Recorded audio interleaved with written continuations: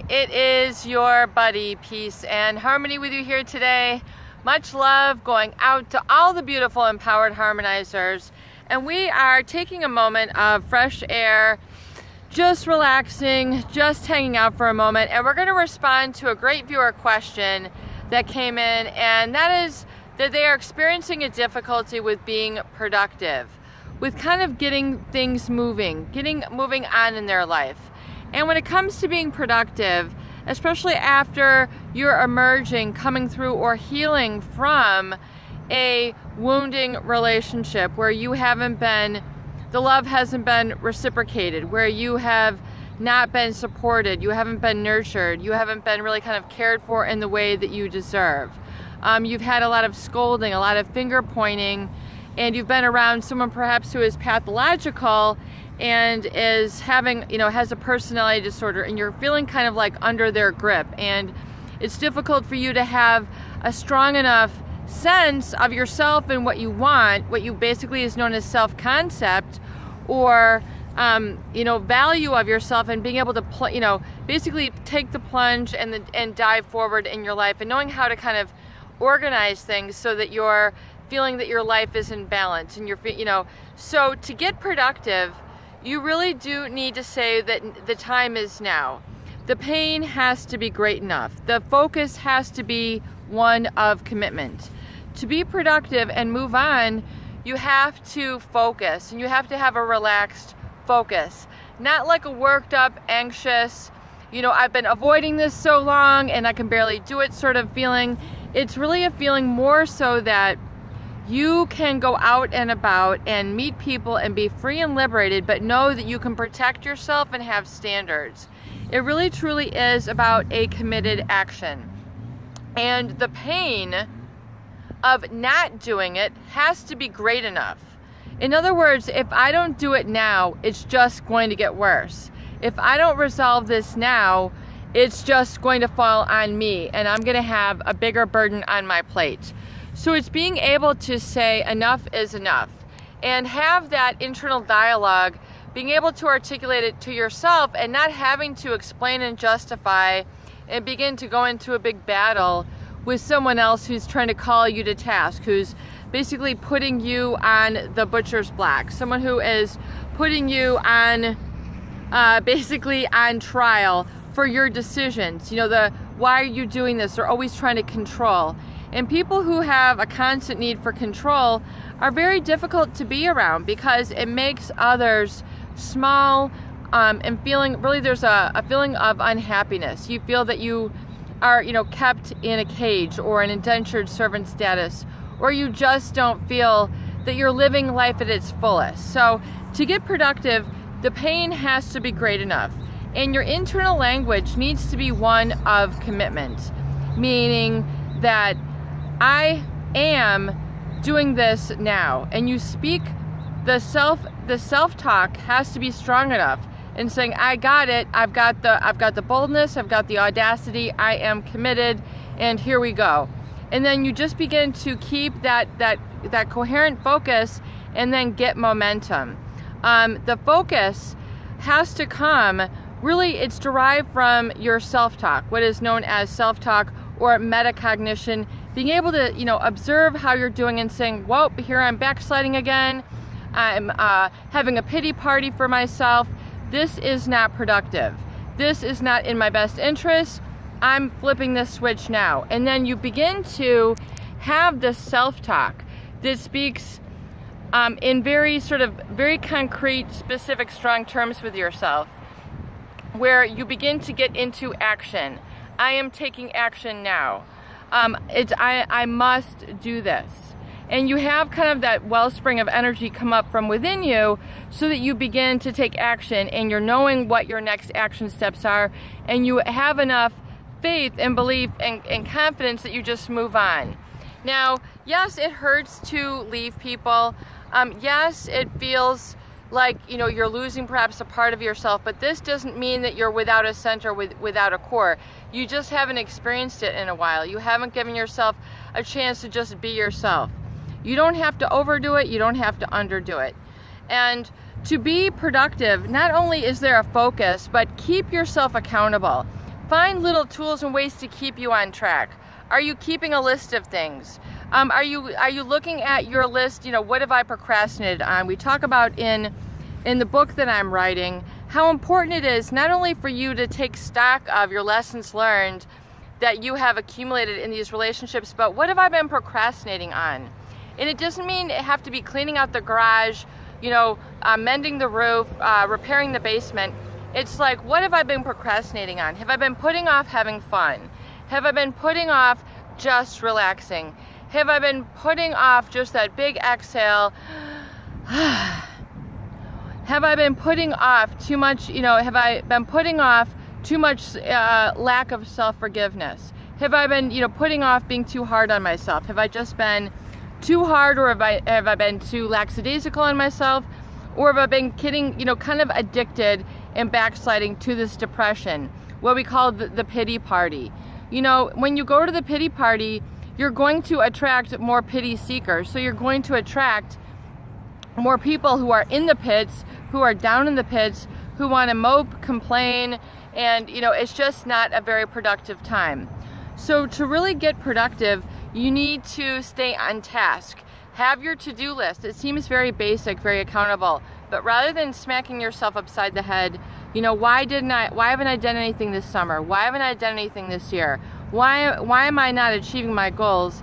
It is to say, because I need to hold myself accountable, and there's more tools that I need to bring into my life to make it happen. I need to be proactive. So to be productive, the pain has to be great enough. You have to be committed.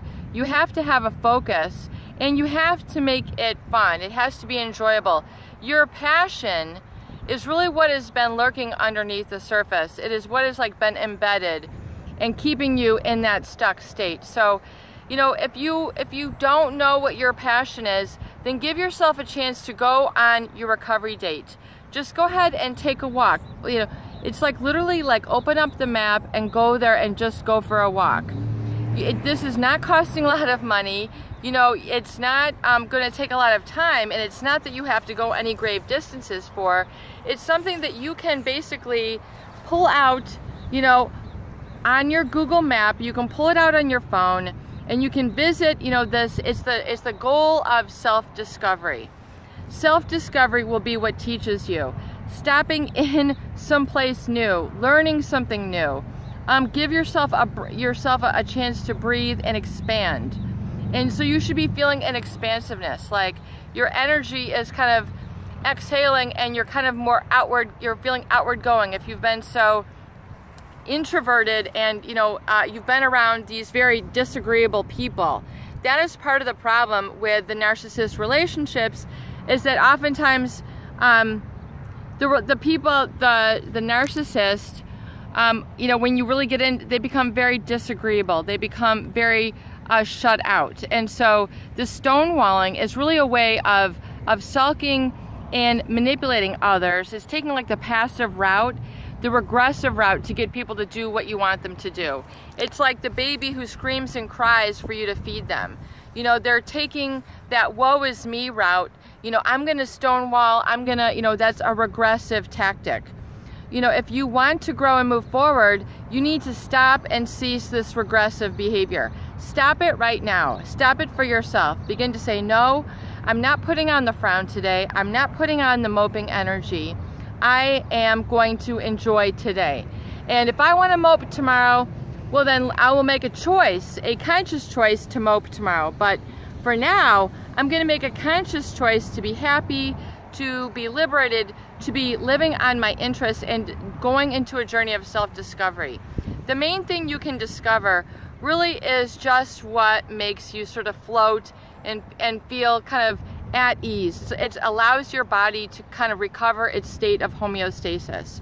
And so once again, it can be as simple as walking, stopping into a little store that you haven't been in, a fabric store. You know, go to the places where you can liberate kind of what I would call your productive or creative side. The creativity can only be released once you feel also that it is a safe place for you to be. And if you have been in a relationship, and I apologize for all the traffic in the background here, but I was inspired checking out these little flowers. These are so cute. I mean, I just love these. They're so fragrant. I mean, it's springtime, and I mean, this is just by the side of the road that I am stopping off for a quick coffee and relaxing here. But you can go for a drive. You can go to a new town and say, you know what, I'm just gonna get in the car and I'm gonna take a good old-fashioned joyride. I'm just gonna go and see what's going on down at the lake. I'm gonna see what's going on down at the pond. I'm gonna see what's going on downtown. Maybe there's a farmer's market. Maybe there's a sidewalk sale. Maybe there's a park that you can go and just, you know, run around in. Invest in some running shoes. Invest in, you know, some bicycle gears. Begin to, you know, look at some yoga, the hot yoga, doing something different. Sign yourself up and just say, you know what, I'm just going to try this. I'm going to try this. I'm going to try to be productive for one day. If I want to be mope, unhappy, and kind of backslide and be regressive and do all, you know, succumb to those negative feelings of being manipulated, I can go back, or I can consciously use the power of my thoughts, my cognition. We're coming to terms with some more of these tools here in realizing this is what is going to lift you up. It's going to elevate you. It's going to expand you. Those are the feelings of being healed and being productive. And you can keep being productive. You can keep going to places like going to the zoo. We had a viewer who stated it was so nice. She took advantage of the great weather and she took her daughter to the zoo. I mean, go to the zoo. Pet the animals, see, you know, what's going on with the bears, see, you know, what's going on with the monkeys, you know, the lions. I mean, just really treat yourself, you know, be as a child, as it says in the good book. This is just a little bit of tips to kind of wet your beak. Where can you go? Take off your shoes, put your feet in a stream, you know, walk 30 paces on some bare, beautiful grass and just begin to feel like what it feels like to have the negative energy pulled out of you and have Mother Earth recycle all those negative ions, and it will give you some wonderful energy. You know, give yourself a chance to really recreate and explore. What I find is that the people who are too empathic or have been in relationships with manipulative others, oftentimes they're always in a state of being a caregiver, and so then they can't really care for themselves. It becomes it's always outer directed. There's an external locus of control, and then their source of identity is basically on, you know, it's just about how well they take care of others versus taking care of themselves. It doesn't seem right. It's too foreign. So it's beginning to adapt it so that it becomes more familiar, more of an okay thing. Hey, you know, it's okay to feel good. It's okay to smile. It's okay to shake hands with somebody. I'm not going to lose myself to this. I don't have to surround myself with people who I have to take care of.